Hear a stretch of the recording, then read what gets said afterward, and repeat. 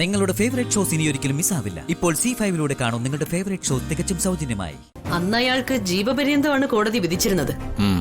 പിഴ അടയ്ക്കാത്തതിന് 2 വർഷം കൂടി. അങ്ങനെ 16 വർഷമായിരുന്നു ശിക്ഷ വിധിച്ചത്. ഇപ്പൊ ഏതാണ്ട് ശിക്ഷാ കാലാവധി കഴിയാറായിട്ടുണ്ട്. എനിക്കറിയേണ്ടത് അയാളെ ശിക്ഷ കഴിഞ്ഞ് എന്നിറങ്ങുമെന്നാണ്. രാജൻ അതൊന്ന് എനിക്ക് അന്വേഷിച്ചു തരണം. തീർച്ചയായും മാഡം. ഞാനിപ്പോ തിരക്കിട്ട് വിളിക്കാം, ഒന്ന് വെയിറ്റ് ചെയ്യും. ഓക്കെ.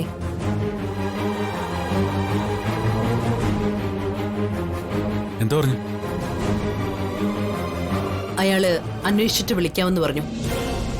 നമുക്ക് വെയിറ്റ് ചെയ്യാം.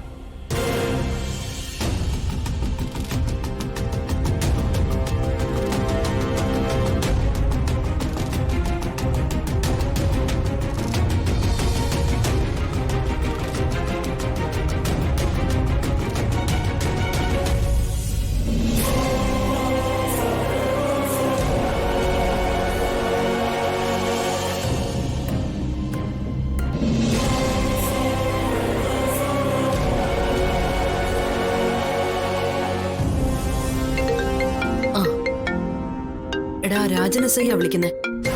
സ്പീക്കറിൽ. ഹലോ. ആ മാഡം, ആ ഞാൻ സെൻട്രൽ ജയിലിൽ വിളിച്ച് അന്വേഷിച്ചു. ഓക്കെ, എന്നിട്ട്?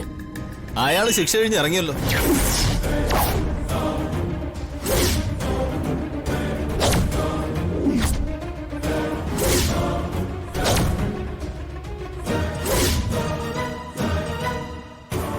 ഇറങ്ങിയോ? എന്നായിരുന്നു? ഏതാണ്ട് 1 മാസം കഴിഞ്ഞെന്നാ ജയിൽ സൂപ്രണ്ട് പറഞ്ഞത്. ഏതായാലും മാഡം ഒന്ന് സൂക്ഷിച്ചിരിക്കുന്നത് നല്ലതാ.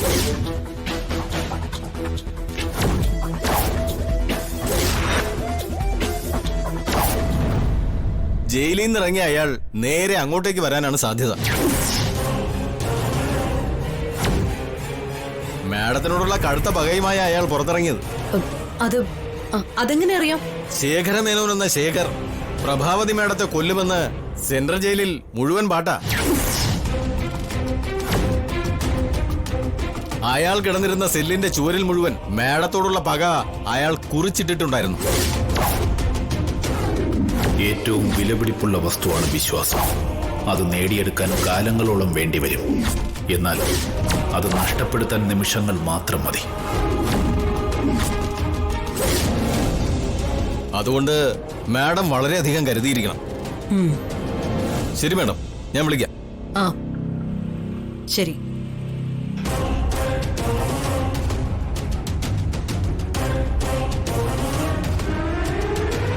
അയാള് പറഞ്ഞത് നീ കേട്ടില്ലേ പ്രതാപ? എനിക്കറിയാമായിരുന്നു എന്നെ കൊല്ലാനുള്ള പകയോട് കൂടിയാണ് അയാൾ ജയിലിൽ കഴിഞ്ഞതെന്ന്. അയാള് വരും, എന്നെ കൊല്ലാൻ ഉറച്ച് അയാള് വരും. അതിനു മുമ്പ് അയാളെ അവസാനിപ്പിക്കണം, തീർത്തു കളയണം. അതിനുള്ള എന്തു മാർഗവും നമുക്ക് സ്വീകരിക്കണം.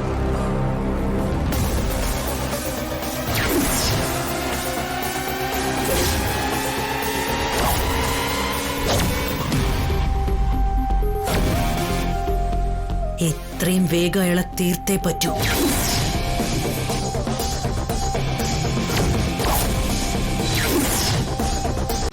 ഡൗൺലോഡ് ചെയ്യൂ C5 ആപ്പ്. കാണൂ എല്ലാ എപ്പിസോഡുകളും സൗജന്യമായി.